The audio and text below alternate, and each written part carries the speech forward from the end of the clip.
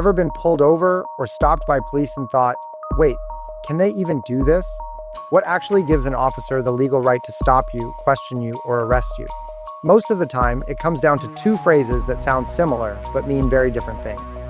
Reasonable suspicion and probable cause. Knowing the difference matters a lot more than people realize. We've already talked about the ladder of proof, from reasonable suspicion at the bottom, all the way up to beyond a reasonable doubt at the top. Now we're looking at the two steps police deal with before anyone is ever charged.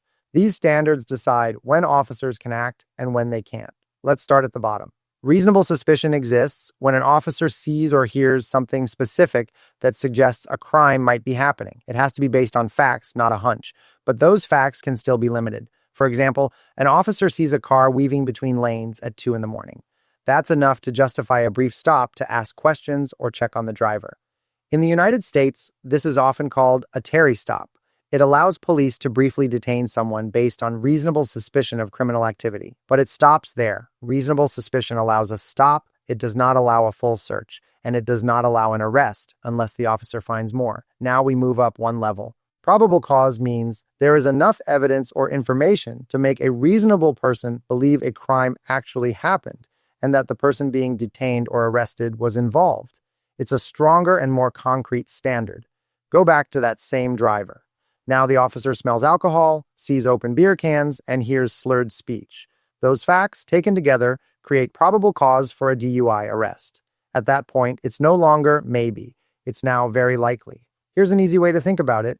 Reasonable suspicion is casting the line. The officer thinks there might be something there. Probable cause is feeling the bite. There's now real information connecting someone to a crime. Without that bite, you can't reel anything in. Here's how it plays out in real life. The police stop a car for weaving.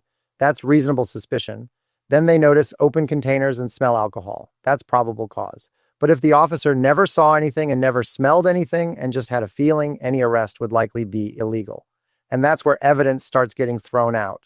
You may hear lawyers call this the fruit of the poisonous tree.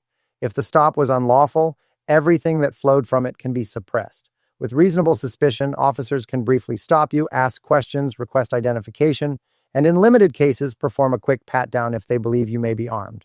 What they cannot do is arrest you, search your car or home, or dig through your phone or personal belongings. Those actions require probable cause. This line is critical. It's the difference between a stop and an arrest, and when that line gets crossed too early, constitutional rights come into play. That's why defense lawyers always ask the same question.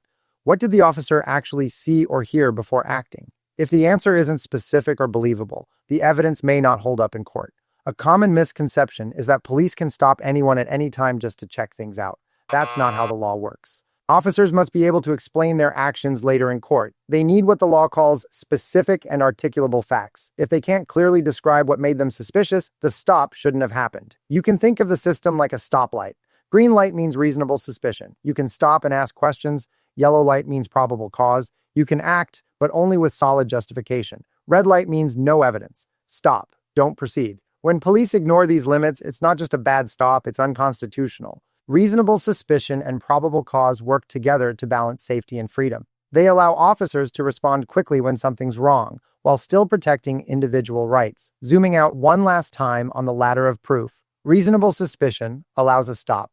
Probable cause allows an arrest or search, and higher standards like preponderance of the evidence, clear and convincing evidence, and beyond a reasonable doubt, decide outcomes in court. So what happens after trial when a case goes up on appeal? At that point, it's no longer about guilt or innocence. It's about whether there was substantial evidence to justify the decision in the first place. That's what we're looking at next.